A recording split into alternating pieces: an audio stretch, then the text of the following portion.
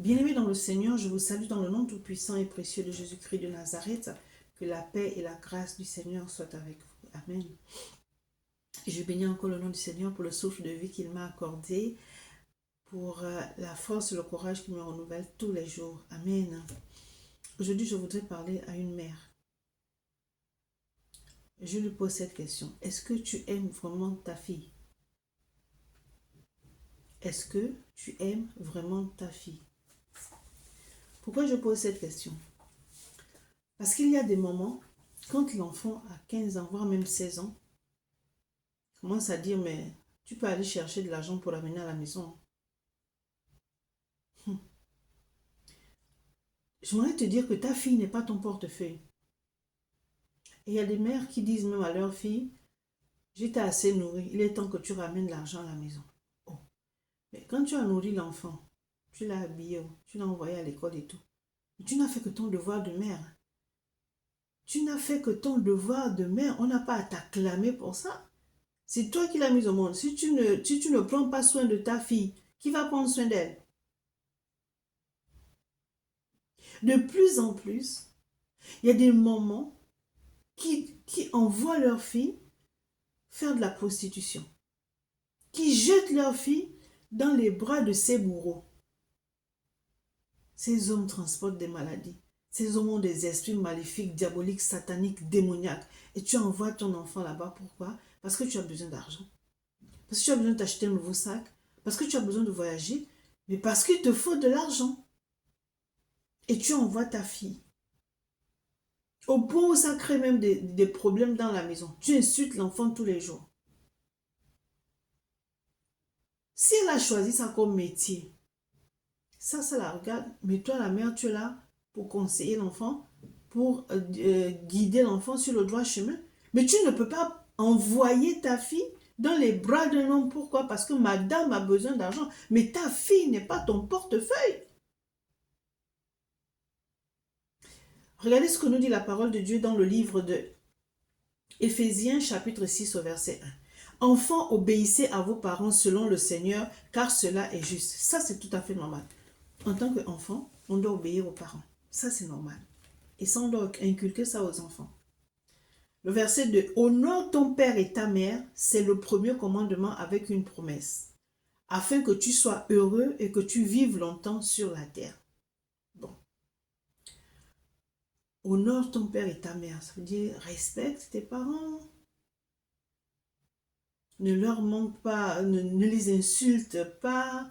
Je ne sais pas moi, il y a honorer son père ou sa mère engendre beaucoup de choses. Vous voyez, il y a des parents, il y a des enfants qui oublient leurs parents. Quand ils sont partis de la maison, ils n'appellent pas, ils ne prennent pas de nouvelles, ils ne vont pas les voir et tout. Ou bien quand les parents sont âgés, ils les envoient dans les maisons, les EHPAD là, les maisons de retraite et tout, et oublient les parents. Là, tu n'honores pas tes parents. Tu déshonores tes parents alors qu'ils t'ont élevé, ils t'ont donné tout ce qu'ils ont pu te donner, ils se sont privés pour toi et toi, tu dois les honorer en rendant l'appareil. Tu dois défendre tes parents. Tu dois être au petit soin avec tes parents. Ça, c'est honorer son père et sa mère et bien d'autres choses. Mais est-ce que honorer son père et sa mère, c'est accepter tout ce qu'ils te demandent de faire? Il y a une personne qui a dit, mais si c'est ça honorer, ben, il faut que l'enfant honore et puis c'est Dieu qui fera justice. Mais comment tu peux répondre comme ça? Est-ce que Dieu aime la dépravation? Est-ce que Dieu aime l'impudicité? Ça, c'est de l'impudicité, ça, c'est de la débauche. Tu envoies ton enfant dans la débauche. Et quand l'enfant va manifester un caractère bizarre, tu vas dire, oui, vous n'écoutez jamais les parents et tout. Mais les gens ne savent pas pourquoi l'enfant agit comme ça. On dit, toi, tu n'obéis pas à ton père et ta mère. Pourquoi tu réponds comme ça à ta mère? Mais tu ne sais pas ce que l'enfant subit. Ça, c'est un cas d'abus. Tu abuses de ta fille. Parce que c'est ta fille, elle doit faire tout ce que tu lui demandes de faire. Non, je ne suis pas d'accord. Donc ta fille devient ton portefeuille. Tu ne sais, tu ne sais pas ce que l'enfant subit. Tu ne sais pas. Hein? Tu ne connais pas les paroles qu'elle reçoit, tu ne sais même pas quoi. Elle le fait à contre-cœur, elle subit pour toi. Si encore c'était quelque chose d'honorable, mais c'est déshonorant. Mais tu envoies ta fille, je t'ai élevé, à toi de venir de nous nourrir, à toi de prendre soin de nous, mais l'enfant ne travaille pas, l'enfant est encore à l'école. Parce qu'elle a 16 ans, 17 ans, elle doit prendre soin de toi comment? Tu veux que quand vous êtes à la maison, elle va t'aider à faire le ménage, à faire à manger, parce qu'il faut lui apprendre à faire tout ça. Va faire les courses, elle va aller faire les courses. Oui, mais tu envoies l'enfant à la débauche, à la prostitution. Et tu crois que c'est bien. C'est pour ça que j'ai posé la question au début. Est-ce que nous aimons nos enfants? Ou bien, mère, est-ce que tu aimes ton enfant? Est-ce que tu aimes ta fille quand tu fais des choses comme ça? L'enfant va te ramener des maladies. L'enfant va te ramener un enfant indésiré.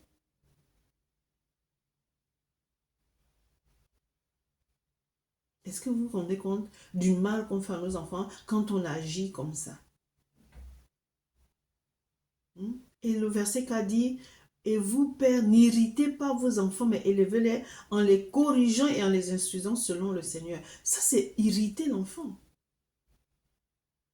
Tu dors encore. Tu n'as pas rendez-vous. Ça veut dire que c'est même toi, la mère, hein, qui prend rendez-vous pour la fille. C'est toi. Tu organises tout. Tu t'entends avec le mec. De toute façon, c'est ma fille, elle peut dire quoi, elle est obligée de venir. Elle n'est pas obligée, c'est de la débauche. Que tu l'obliges à aller à l'école, je veux bien. Que tu l'obliges à apprendre un métier, je veux bien. Mais tu pousses ton enfant à aller se prostituer pour qu'elle te ramène de l'argent parce que madame a besoin d'argent, parce que madame veut s'acheter du lait, parce que madame veut faire du shopping, madame veut acheter un nouveau téléphone. Mais non seulement l'argent, mais demande-lui hein, que maman veut un téléphone, hein, demande-lui hein, que maman... Mais quelle honte! Honte à vous, mères qui agissez comme ça. Parce que vos filles ne sont pas vos portefeuilles.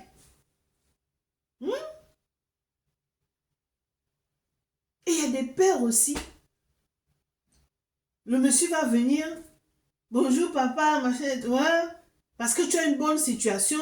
Vous êtes peut-être dans une situation de précarité. Alors tu as des filles, cette fille, ta fille là, elle m'intéresse. Hein. Ah, il n'y a pas de problème. Mais comment ça, il n'y a pas de problème? Tu as demandé l'avis de l'enfant si la fille veut de cet homme. Et puis parce que c'est ta situation précaire là qui fait en sorte que tu vas vendre tes filles. Non, non, vous savez, ça me met hors de moi. Je ne peux pas comprendre qu'une mère puisse agir comme ça avec sa fille. Heureusement que toutes les mères ne sont pas comme ça. Mais il y a des mères. Et ça, ce sont des choses qu'il faut dénoncer. J'aimerais dire à une mère aussi que ta fille n'est pas ton portefeuille. Ne compte pas sur ta fille qui n'est qu'au lycée pour t'acheter tout ce que tu veux. Elle est au lycée. Elle est au lycée.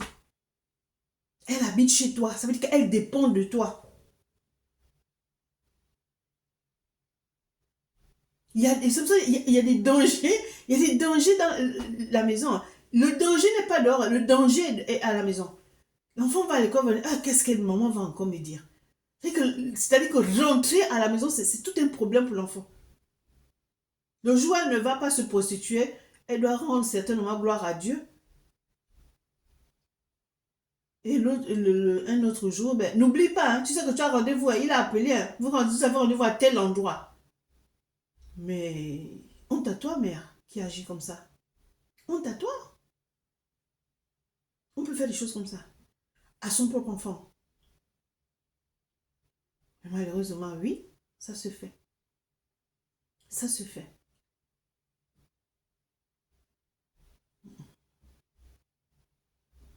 Il y a des filles qui sont malheureuses à cause de leur mère. Il y a des filles qui se retrouvent enceintes. Tu vas faire avorter l'enfant, avorter, avorter, avorter. Jusqu'à ce que la fille meure. Tu vas faire avorter l'enfant, avorter jusqu'à ce que la fille ne puisse plus faire d'enfant à cause de toi. Ou bien la fille va se retrouver avec un enfant qu'elle n'a pas désiré à cause de toi.